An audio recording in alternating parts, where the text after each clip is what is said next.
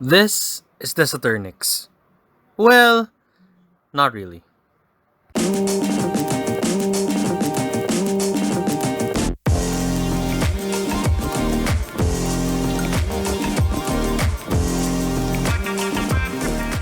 Hello everyone, this is Modeling with Variety, and today we're taking a look at the core, real Tyre Color and Saturnix unit by Daban. This is the final variant, but not really the final one going to be released by Daban, since there are rumors of a murky one also coming out. If you'd like for me to review that as well, do let me know. Anyway, let's get right into it. Opening the box, you'll see two bags of runners. And same with the Neptate, the manual is in the plastic bag with the runners. This isn't a big deal, but the issue here is that there are more chances of bending, warping, or even breaking of the parts. Worst case is that the part just gets broken in half, rather than just get scuffed or marked, because of how the parts are being compressed to only two bags. Alright, let's get it built up and see how it looks. I already built essentially the same model kit but 3 times, with different accessories. Let's first start with the pros. One is that the model is like almost 1/3 the price of the Saturnix when you want to buy one, since to make the Saturnix, you'll need the Eurovin, the armor set, and the weapon set. While this already provides a core Gundam, the armor set, and the weapon set. And yes, I did say core Gundam, and yes, the one Daban provides isn't complete, since the back doesn't have the complete nose cone shield that the Eurovin has. So you really need to buy the Eurovin and this set for it to be the actual Saturnix, and not the one you get here. But to remedy this, you could actually put the weapons at the back of the Saturnix for it to be at least complete-ish looking.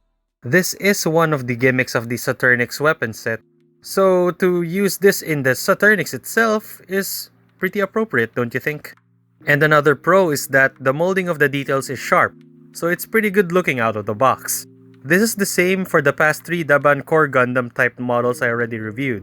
The cons, however, are pretty standard for bootleg models but are exemplified here in this particular model kit. The fittings are inconsistent, so some parts are hard to put together, and some parts, especially the friction fit ones, are too loose and could fall off with the lightest of touch, which is not ideal, especially with this specific design, since these shoulders are supposed to be the ones that hold up the Gundam's large weapons. The stickers are still poorly printed and the polycaps are smooth, that they provide little to no friction to help hold up the big weapons this Gundam has. I even used the stand to remedy the pose. This is an easy fix, to be honest, with the use of super glue and a toothpick, but having these issues out of the box is worth noting if you're planning to get one of these. Let's move on to the articulation. Head moves up and down and does the 360.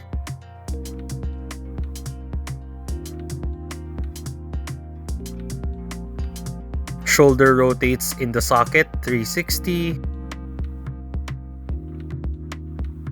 Arm moves up about 90.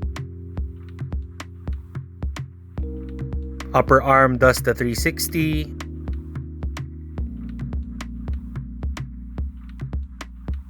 Double jointed elbows for a 180-degree bend.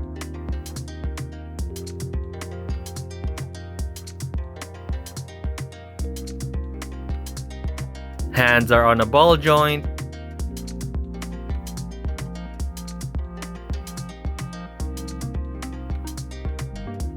Doesn't have an ab crunch. Could actually rotate 360 at the hip. Legs move forward that far. Back that far. And out that far.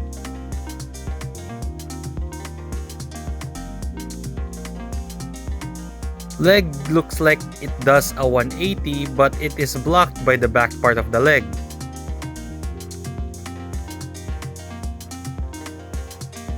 Feet pivots that much.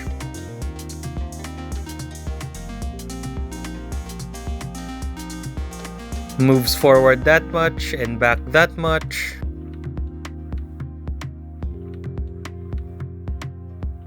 And has this wheel detail that spins independently. The accessories don't have much on them other than they could rotate 360 at the peg connection at the shoulder.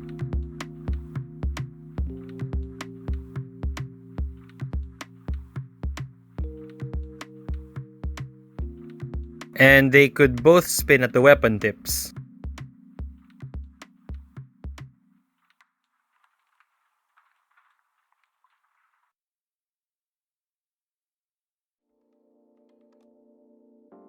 The spike can do a drilling motion and the scissors can do a snipping motion or a clamping motion.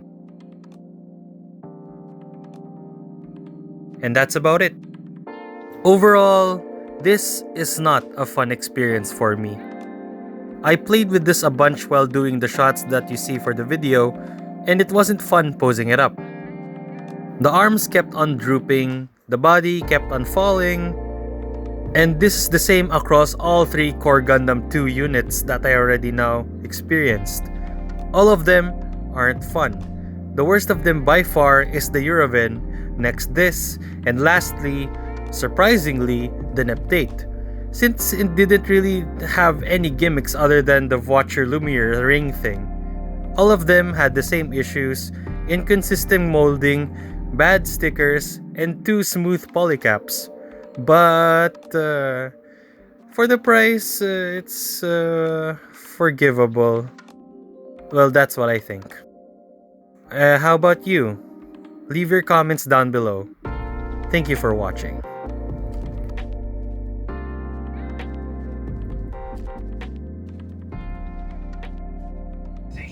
That people realize, and whoever runs these 2 set